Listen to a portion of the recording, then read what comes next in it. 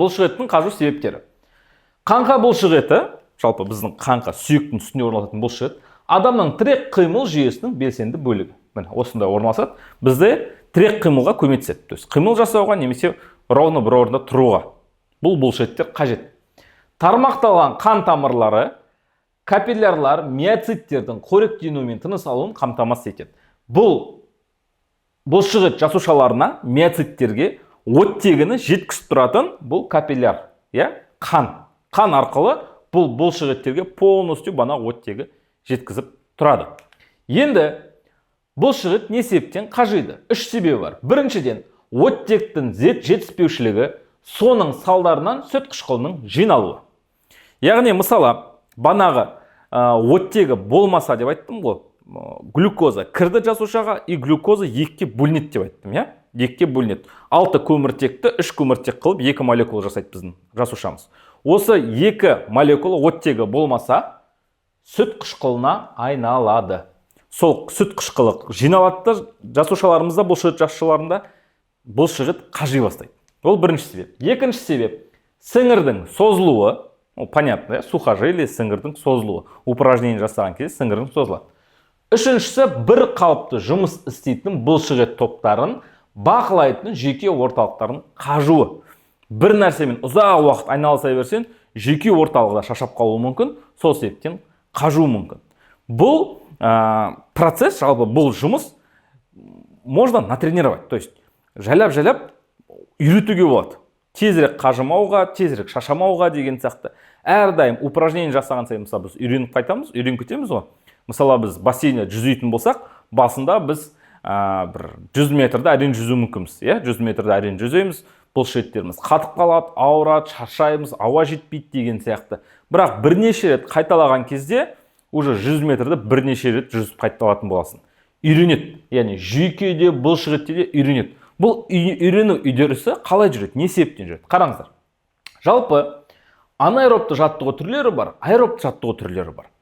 Анаэробты жаттығу дегеніміз, когда сразу дене анаэробты тыныс алуға өтеді. Дене дегенде бұлшық еттер. Бұл жаттығуларға не кіреді? Штанга көтеру, ядро лақтыру, спринт. Сен тез немесе сразу ауыр затты көтеріп лақтырған кезде, мына бұлшық еттерге оттегі жетпей қалғандықтан олар сразу анаэробты үдеріске өтеді. Анаэробты тыныс алуға өтеді, сөйтіп бұлшық еттен тезірек қажиды.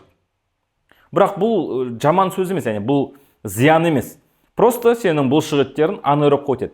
Бірақ бірнеше рет істеген сайын олар анаэробты тыныс алуды азайтады да аэробқа өтуі мүмкін. Ал аэробты жаттығу басында сразу оттегіні қолданып көбірек энергия бөледі, бірақ жайлап анаэробтыға көшеді. Бұл жүзу, тез шаршап қалмайсың ол жерде. Орташа қашықтыққа жүгіру, жай жүгіру, орташа қашықтыққа асықпай деген сияқты. Велоспорт, футбол, теннис дегендей. Тез шаршамайсың ол жерде, уақыт өткен кезде шаршайсың. Вот сол уақыт өткен кезде шаршағандықтан бұл жерде басында аэробты тыныс алу жүреді, содан кейін анаэробтыға өтіп кетесің. Ал бұл түрлі жаттығуларда, бұл түрлі спортта, штанга көтеру, ядро лақтыруларда сразу үлкен веспен әрекет жасаған кезде, бұлшық еттеріне оттегі жетпейді, сөйтіп ол бірінші анаэробты тыныс алуға өтіп кетеді. Сразу 2 атайып. Сол үшін бұндай жаттығулар жасаған кезде адам тезірек шаршайды. Жалпы көп адам ойлайды, бұлшық етіне ауырып шаршайды, екінші күні ауырады, оның ішіне сүт қышқылы жиналғаннан дейді. Негізі одан емес. Бұл жерде банағыдай жасушалар тартылып қалғандықтан, амин қышқылдарын жетіспегендіктен, оттегі толық о жерге түсіп тоқтықтамағандықтан, яғни окисление дұрыс жүрмегендіктен біз шаршаймыз. Сүт қышқылы негізі қысқа уақытта ыдырап кетеді. 1 сағаттың ішінде ыдырайды. Мысалы, қараңыздар. Ағзаның тыныштық кездегі сүт қышқылы мына бір сызықпен көрсетілген, қатты үлкеймейді, азаймайды. Енді мына жерде бұлшық еттегі сүт қышқылы бар. Мына көк пен жасылмен көрсетілген бұлшық еттегі сүт қышқылы, ал қызыл мен қандағы сүт қышқылы. Мына уақыт үдерісінде минутта, мысалы, қалпына келу, мысалы, адам әрекет жасаған кезде 1 сағаттың ішінде қалайда әрекет жасаса, мысалы, бұлшық етте сүт қышқылы жиналды ма, ол қанға түсіп 1 сағаттың ішінде азайып кетеді деген сөз. Яғни сүт қышқылы 1 сағаттың ішінде бұлшық еттен жойылады. Сол үшін жаттығу жасағаннан кейін екінші күні қолын ауырады ғой, мысалы бұлшық еттен ауырады, иә. Не себептен? Көп ойлайды, сүт қышқылы жиналып қалған деп. Негізі олай емес. 1 сағаттың ішінде сүт қышқылы ыдырап кетеді.